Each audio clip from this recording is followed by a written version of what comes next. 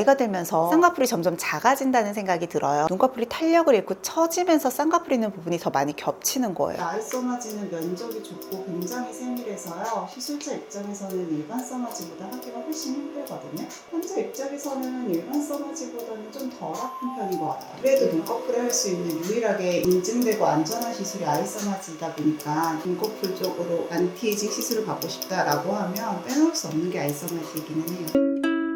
안녕하세요. 가정의학과 전문의 민혜연입니다. 제가 의사혜연으로 여러분들과 함께 유튜브를 만들어 간 지 벌써 5년이 지났더라고요. 저는 시작할 때는 30대 중반이었는데 이제는 빼도 박도 못하는 40이 되었고요. 그러면서 제가 관리를 하는 방법도 나이가 들면서 조금씩 변하는 것 같아요. 단순히 전반적인 피부 재생과 피부 건강 말고도 좀 더 콜라겐에 특화된 시술들을 찾게 되더라고요. 그리고 또 하나 작년부터 추가를 하게 된 시술이 있는데요. 아이 써마지입니다. 우리가 눈가는 피부가 얇고 움직임이 많고 반면에 또 되게 건조해서 노화가 아주 빨리 발생하는 부위인데요. 저 같은 경우도 그래서 작년에 처음으로 도전을 해봤는데요. 저는 만족도가 꽤 높았습니다. 왜냐면 나이가 들면서 쌍꺼풀이 점점 작아진다는 생각이 들어요. 근데 그게 눈꺼풀이 탄력을 잃고 처지면서 쌍꺼풀 있는 부분이 더 많이 겹치는 거예요. 아이 써마지를 하고 나니까 확실히 눈두덩이 피부에 탄력이 좀 잡히면서 쌍꺼풀도 조금 더 선명해 보이고 메이크업을 하거나 할 때에도 눈두덩이를 이렇게 막 들어 올리는 일 없이 조금 더 탄력적으로 그릴 수가 있더라고요. 작년에 제가 요맘때쯤에 아이 써마지를 했더라고요. 이번에도 아이 써마지를 할 시기가 찾아와서요. 1년에 한 번씩 하려고 하거든요. 시술 받는 모습 같이 공유해 보도록 하겠습니다.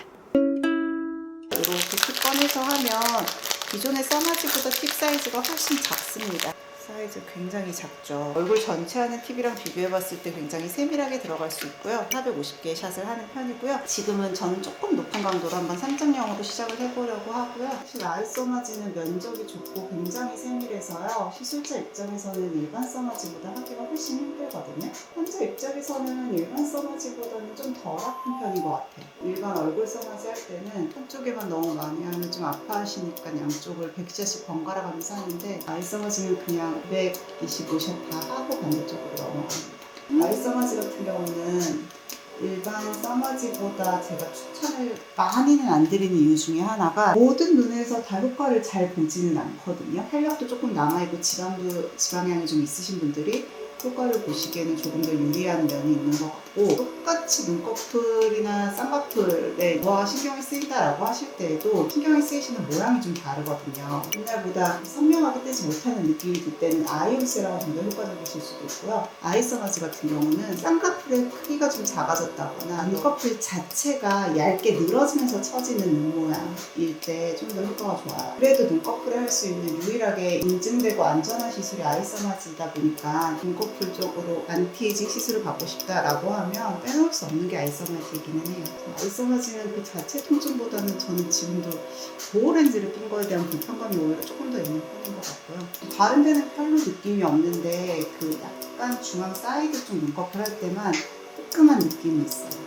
시술 간격은 똑같이 1년에서 6개월 정도 유지가 된다라고 보시면 됩니다. 아이 써마지건 써마지건 기본은 똑같은 이제 고주파 에너지원을 이용을 하고 한 방향으로 들어가는 에너지원을 이용하기 때문에 지금도 제 등에는 리턴 패드를 붙이고 있어요. 이걸 부착을 하지 않으면 아예 써마지가 시작도 하지 않습니다. 이 사람에게서 에너지가 전반적으로 몸이 이렇게 순환되면서 전달되는 부분이 있기 때문에, 그래서 귀금속 같은 것들, 전도될 수 있는 다른 메탈들을 몸에서 부착을 하지 말라라고 하는 게 그런 것 때문이거든요. 저도 귀걸이나 반지 같은 거 지금 다 빼고 시술을 했어요. 써마지는 무조건 높은 강도로 하는 게 좋은 게 아니고 통증은 확실히 느끼지만 참을 수는 있는 정도의 강도로 들어가는 게 가장 좋거든요. 특히 눈가 같은 경우는 피부가 워낙 얇고 예민하잖아요. 그러니까 높은 강도로 내가 억지로 받아야지 라고 했다가는 화상의 위험성이 크고, 그랬을 때는 회복도 꽤 더디고 고생 많이 하시거든요. 그 의사와 시술하는 과정 중에서 충분히 커뮤니케이션을 하면서 거기에 맞춰서 강도를 조절을 하는 게 가장 좋습니다.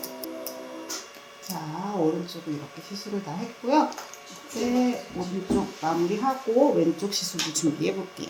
아이 써마지도 225샷이 있기는 해요, 그 팁이. 근데 그거를 양쪽 눈을 다 해야 된다라고 하면 원하는 효과를 보려면 강도를 꽤 많이 높여야 되거든요. 화상을 입는다거나 다른 부작용의 위험성이 좀 존재를 하다 보니까 저는 아이 써마지는 웬만하면 450샷으로 받으시기를 추천드립니다. 이제 이게 어디는 아프고 어디는 안 아프고 하다 보니까 가끔 시술하다가 이렇게 고개를 확 돌린다거나 피하시는 분들이 계세요. 근데 그건 조금 위험하기는 해요. 울세라나 서마시아 같은 에너지를 이용하는 시술들은 핸드피스가 피부에서 떨어졌을 때 에너지가 조사가 되는 게 가장 위험하거든요. 왜냐면 피부 표피층이 아니라 그 밑에 층이 타겟팅이 되는데 핸드피스가 떨어졌을 땐 자칫하면 표피층이 타겟팅이 될 수가 있어요. 중간에 떼는 거니까 에너지 조사가 멈추지가 못하거든요. 그래서 수면 마취를 또 추천을 안 드려요. 전신 마취가 아니라 자고 있는 거라고 했잖아요. 그래서 몸의 근육들은 다 움직입니다. 자고 있는데 누가 나를 계속 때리거나 지진다고 생각하면 엄청나게 피하시려고 버둥거리시고 움직이시거든요.